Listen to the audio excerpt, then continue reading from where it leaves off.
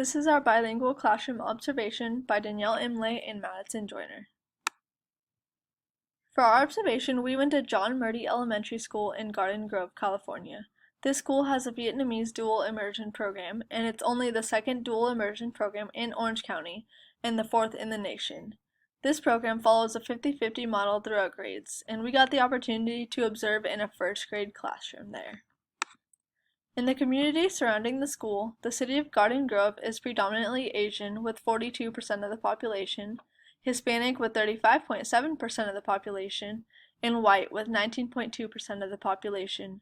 For the school is predominantly Asian with 75% of the school population, 69.7% of the school population is socioeconomically disadvantaged, and 51.3% of the population.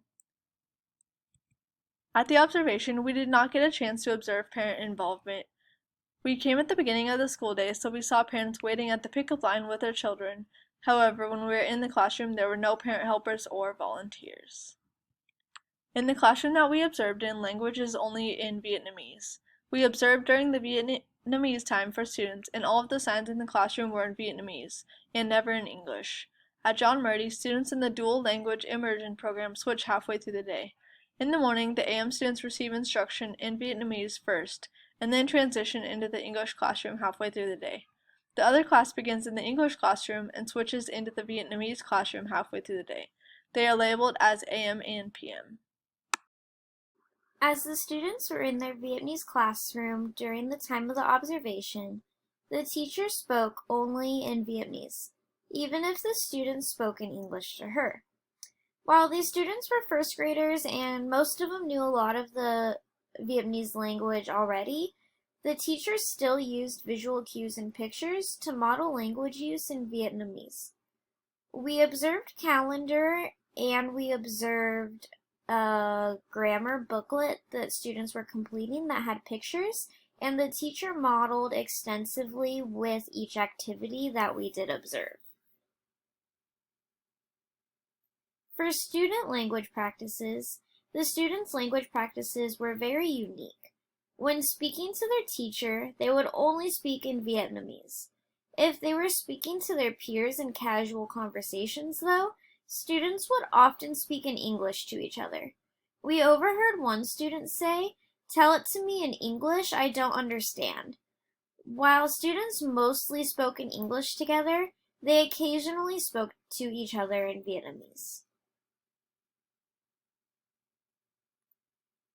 The arrangement of the classroom was pretty simple. The teacher had organized her students into tables of 4, each being in a group. At the back of the classroom, there was also a round table for small groups with the teacher.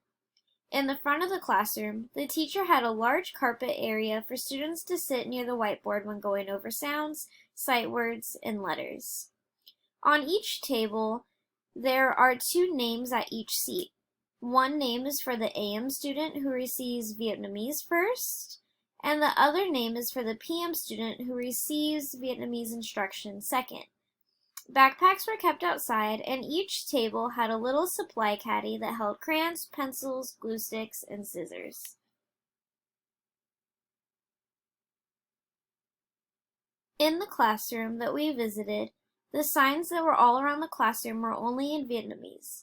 During the school day, as we mentioned, students moved through 2 different classrooms as they learned only English in one classroom and only Vietnamese in the other. As we observed during the time when students were learning in Vietnamese, all of the posters, words, alphabet, colors, and more were written in Vietnamese. As a guide, the teacher had placed visuals around the classroom that helped scaffold the learning for students and allowed us to understand the meaning of the poster.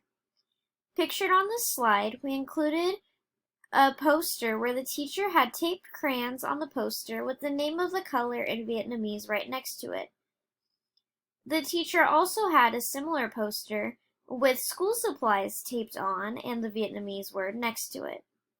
We liked that the teacher taped the crayons onto the poster and the school supplies, as it gave a visual and allowed students to connect the color of the crayon to the word in Vietnamese. Overall, we thoroughly enjoyed getting to see this unique classroom, as it is very unique to have a Vietnamese dual immersion program. Thank you for listening to our presentation.